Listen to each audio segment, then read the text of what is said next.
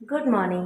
आज है डे 6 और पापा के भोग में भोग नहीं है, अभी सुबह का प्रसाद है क्योंकि आरती की तैयारी हो गई है। तो ये मैंने बनाया है अभी नारियल, और इसमें है काजू बादाम पिस्ता ढेर सारे, और चीनी, बूरा चीनी, मतलब नारियल का भी बूरा चीनी का भी बूरा। तो ये बहुत टेस्टी लगता है। तो अभी सुबह के प्रसाद में ये बनाया है, बस अभी आरती की तैयारी शुरू हो गई है, मतलब कर ही रही हूँ। और प्रसाद बना दिया है, थोड़ी देर में खाना भी बन जाएगा। और कहाँ गया दिया? ओके, तो ठीक है, आरती करते हैं साथ में। अच्छा, आरती से पहले मैं पहले अभी गणपति अथर्वशीष कर लूँगी और फिर आरती। हाँ, तो जी आज बापा के विसर्जन का दिन है।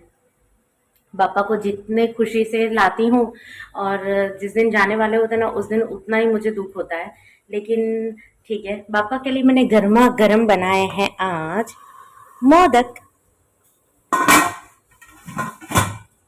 मोदक एकदम रेडी है, उकड़ी से मोदक बोलते हैं इसको।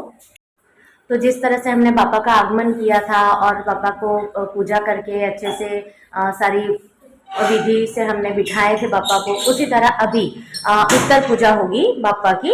अभी सुबह की आरती वगैरह सब कुछ हो गया है पापा का, और अभी मेरे पापा बस ऐसे हैं आज वो जाएंगे, तो थोड़ा सा लग रहा है मुझे बुरा, लेकिन अब क्या करें, कोई बात नहीं। ओके, मोदक एकदम रेडी है, हम पापा को भोग चढ़ाएंगे, प्रसाद कर देंगे मोदक का, और पूजा भी कर लेंगे।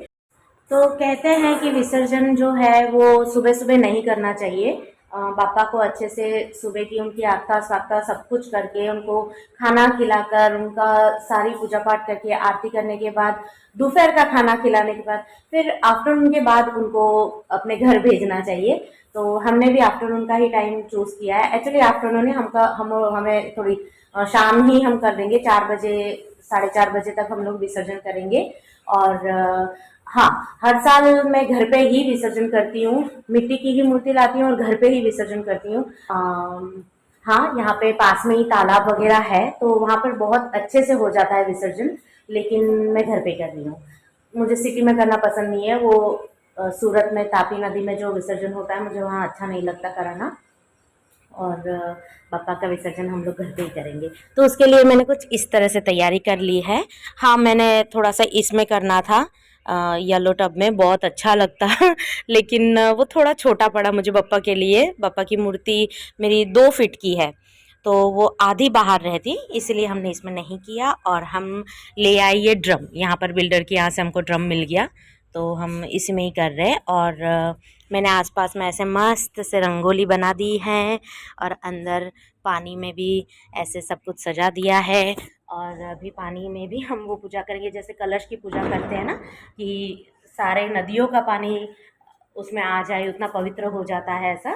तो हम इसमें भी वैसे ही पूजा करेंगे, और पापा का विसर्जन करेंगे उसी में।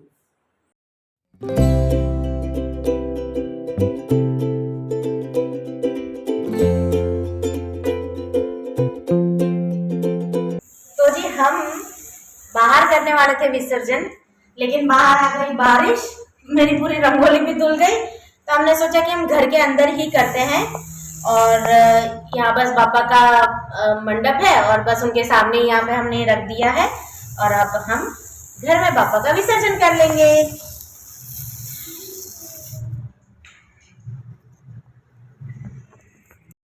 तो जी ये हो रही थी बापा की आखिरी आरती। वैसे तो सुबह एक आरती हो चुकी थी, लेकिन जब बापा को लेके जाते हैं तब भी एक आरती करनी होती है। मैं बहुत भारी मन और भीनी आंखों के साथ बापा की आरती कर रही थी। मुझे बिल्कुल अच्छा नहीं लगता जब बापा जा रहे होते हैं, लेकिन एक रिवाज है, एक नियम है कि उन्हें जाना ही है, तो हम उसमें कुछ नहीं कर सकते। तो अब जा रहे हैं पापा, तो अगले बरस जल्दी ही आएंगे। और सबने मिलकर पापा की आरती की, सबने पापा के दर्शन किए और ब्लेसिंग्स लिए।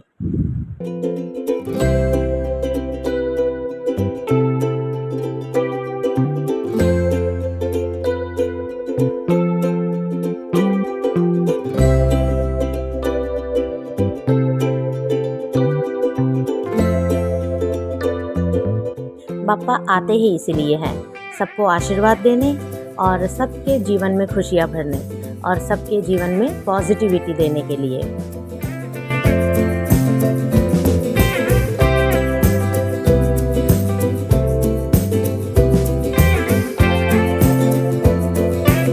फिर शुरू हुई उत्तर पूजा।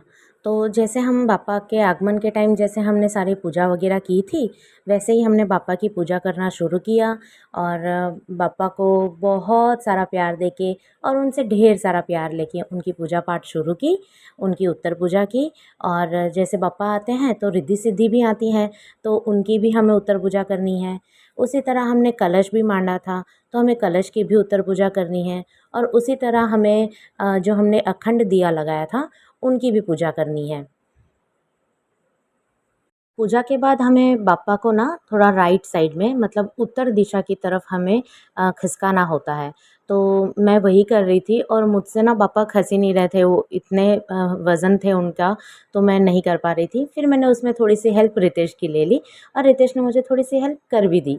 तो बस बापा को राइट साइड खसा के और फिर हमने बापा का विसर्जन स्टार्ट किया। जेसल को करना था मन की मुझे करना है।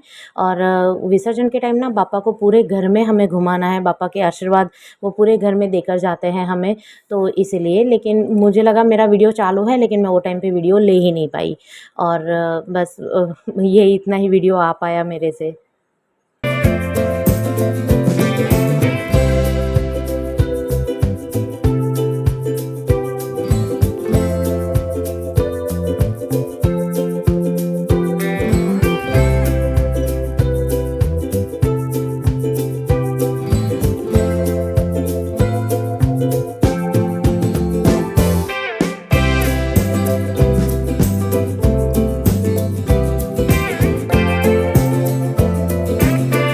बहुत ज़्यादा पानी नहीं भरा था उसमें, क्योंकि फिर बापा के ऊपर ना सबको 5-5 लोटे पानी डालना है ऐसा था, तो हमने थोड़ा सा पानी कम रखा और सब ने अपने मन से बापा के ऊपर 5 बार पानी डाला, तो वो बराबर ऊपर तक आ भी गया। तो इसलिए हमने पानी थोड़ा सा कम रखा था। और आपको हमारे बापा की ये सीरीज़, बापा के व्लॉग्स कैसे लगे ये हमें ज़रूर बताना। और स्मिता's जर्नी को लाइक, शेयर और सब्सक्राइब ज़रूर करना। Bye bye. तो जी हमारे पापा चले गए और अब हम पापा के मोदक जो बने थे गर्मा गर्म वो खा रहे हैं। देखो आपको एकदम गर्मा गर्म, अगर इसमें दिख रहे होंगे तो पता नहीं, मतलब एकदम गरम गरम है। और हेतु वेट कर रही है कि उसको कब खाने मिले। हेतु कैसे बने मोदक? गरम गरम। तो जी पापा तो चले गए और देखो अपनी जगह ऐसे सुनी करके गए हैं। पापा जाते हैं तो तुरंत ये सब नहीं उठाना, और ये दिया जो है वो जब अपने आप खत्म होगा तब उनको होने देना है। और ये कलश जो है मतलब इनका नारियल वो हमें इसमें विसर्जित कर देना है, क्या बोलते हैं, नदी में। और कलश के अंदर का जो पानी है वो पूरा घर में छींट देना है, मतलब छिड़क देना है। और ये मेरे पापा की जगह जो अब सुनी सुनी सी लग रही है मुझे। और ये हमारे पापा, मिट्टी की मूर्ति होती है ना, आधा घंटा मैक्स लगता है और वो पूरे पानी में विलीन हो जाते हैं।